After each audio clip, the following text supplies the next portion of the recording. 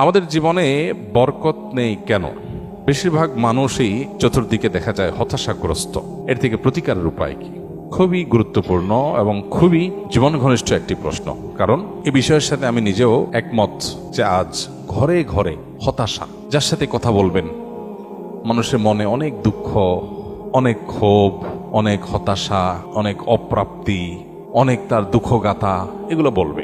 কি নারী, কি পুরুষ, কি শহরের, কি গ্রামের, কি দেশি, কি বিদেশি, সব মানুষে দেখবেন নানা মানসিক যন্ত্রণায় আছে, মনোবেদনায় আছে, অনেক কষ্টের মধ্যে আছে, অনেক দুঃখের মধ্যে আছে। তো এই পরিস্থিতির কারণটা কি এবং এটা থেকে উত্তরণের উপায়টা কি? এর উত্তরে প্রথমে বলতে চাই যে এটি মূলত আমাদের বস্তুবাদের প্রভাবে যে মানসিকতাটা তৈরি হয়েছে, আমাদের যে মেন্টালিটি তৈরি হয়েছে এই বস্তুবাদের প্রভাবে, ভোগবাদী এই পৃথিবীর এই সভ্যতা, এই সমাজের প্রভাবে, সে মানসিকতাই হলো এর জন্য প্রধানতর দায়ী, আসামি। একজন ঈমানদার, ঈমানের যে তাড়না আছে, প্রেরণা আছে, সেই প্রেরণা দ্বারা অনুপ্রাণিত হয়ে তিনি যদি তার জীবনকে পরিচালনা করেন, তিনি যদি ইসলামকে সত্যিকার অর্থে ধারণ করেন, অনুধাবন করেন, বুঝেন, উপলব্ধি করেন, তাহলে তাকে কখনো এই জাতীয় হতাশা গ্রাস করতে পারে না।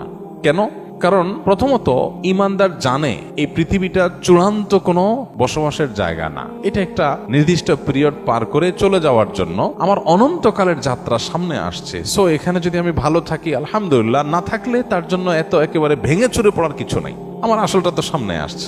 আমরা যখন সাময়িক সময়ের জন্য কোথাও থাকি তখন সেই জায়গাটার সুখ শান্তি নিয়ে আমরা খুব বেশি ভাবি না, কারণ আমি জানি এখানে সবসময় বেশি থাকবো না, বেশি সময় থাকবো না। আমি একটা গাড়িতে উঠেছি, একটা গন্তব্যে যাব, ওই গাড়িটার সিট ভালো না, ইঞ্জিনে আওয়াজ করে, যাত্রাটা খুব বেশি কমফোর্ট না, কিন্তু আমি জানি আমি বেশি সময় থাকবো না, অল্প সময় পরে আমি আমার বাড়িতে চলে যাব।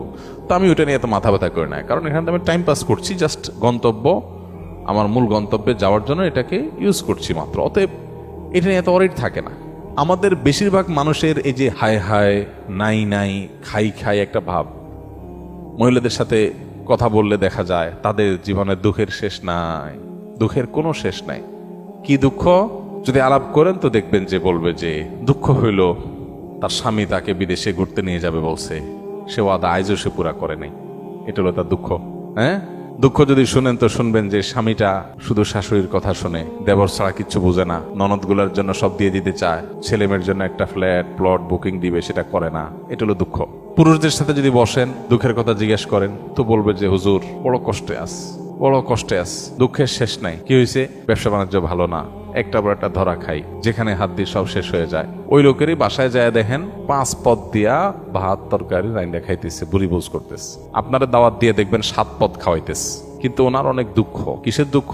ওনার টাকা নাই। সেদিন এক ভদ্রলোক এর সাথে জানাশোনা হলো যে ওনার বাসায় আমাকে একজন দুঃখ করে বলতেছে কিচ্ছু নাই, অনেক গরিব মানুষ, তার খাবারের জন্য ভালো একটা প্লেটও নাই, প্লাস্টিকের প্লেটে খায়।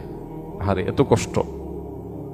এর কিছুক্ষণ পরে উনি আসলেন, দেখলাম যে এমন এক বাইক নিয়ে আসছে, ওই বাইক দেখে বোঝা যাচ্ছে এটা অনেক দামি বাইক, এটা ইউ টাইপের বাইক, কিন্তু তার বাসা ভাত খাওয়ার প্লেট নাই।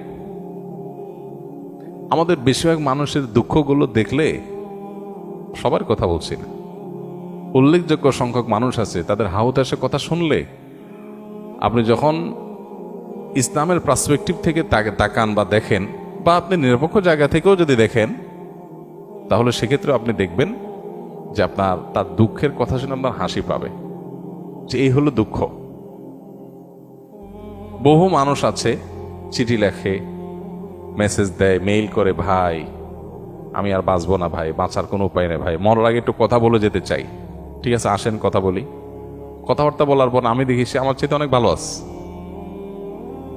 তাহলে আপনি আমার কাছে সান্ত্বনা নিতে আসছেন, আমারে সান্ত্বনা কে দিবে তাহলে বলেন?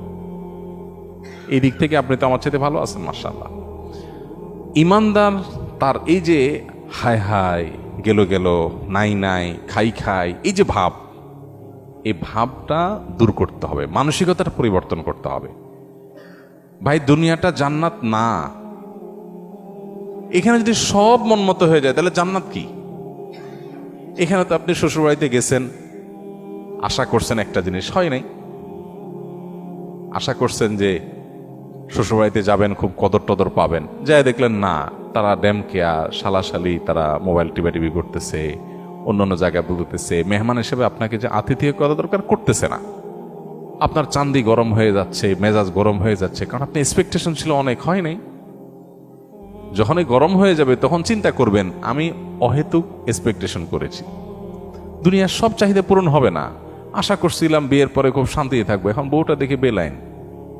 মহিলা আশা করছে যে বিয়ের পরে বোধহয় লাল নীল নাটক সিনেমায় দেখছে, স্বামী ঘুরে নিয়ে বেড়ায়, হানিমুন করে, এই করে সেই করে, এখন দেখা যায় যে স্বামী ঘরেই আসে না ঠিক মতো, কি হানিমুন। তো এইরকম পরিস্থিতি একজন ইমানদার চিন্তা করবে, আল্লাহ তাআলা আমাকে আরো বহু দিক থেকে সুখী রেখেছেন, আমি আল্লাহর কাছে পরিতৃপ্তি এটা প্রকাশ করব আমার অন্যান্য সুখ দেখে।